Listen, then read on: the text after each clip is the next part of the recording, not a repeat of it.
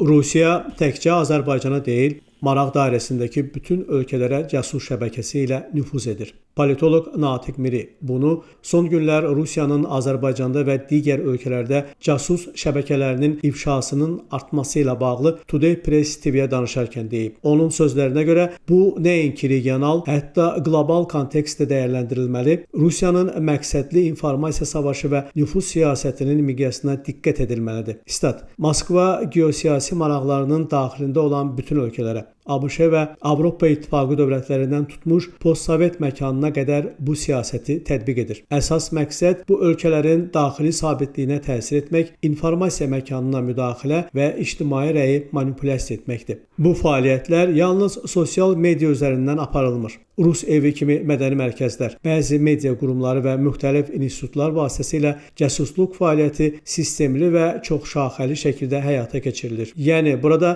söhbət sadəcə ayrı-ayrı fərdlərin fəaliyyətindən yox, məqsədli və mərkəzləşdirilmiş bir siyasətdən gedir. Statın sonu. Analitik bu istiqamətdə yalnız hüquq mühafizə və xüsusi xidmət orqanlarının deyil, bütövlükdə vətəndaş cəmiyyətinin və medianın üzərinə də məsuliyyət düşdüyünü diqqətə çatdırıb. Onun fikrincə, jurnalistlər, QHT-lər və fəal vətəndaşlar bu cür təxribatların və nüfuz cəhdlərinin qarşısının alınmasında həm hədəf, həm də alət olmamalıdır. Əksinə, onlar təhlükələrin üzə çıxarılması və ictimailəşdirilməsində aktiv rol oynamalıdırlar. Qeyd edək ki, Azərbaycan Elektron Təhlükəsizlik Xidmətinin Metaya şikayəti əsasında Rusiya tərəfindən Azərbaycanda manipulyasiya məqsədli materiallar yayımlayan 2 Facebook səhifəsi, AzərTime və AzərVoice səhifələri bağlanıb. Töhfə Səməd, Namiq Abbasov, Today Press TV.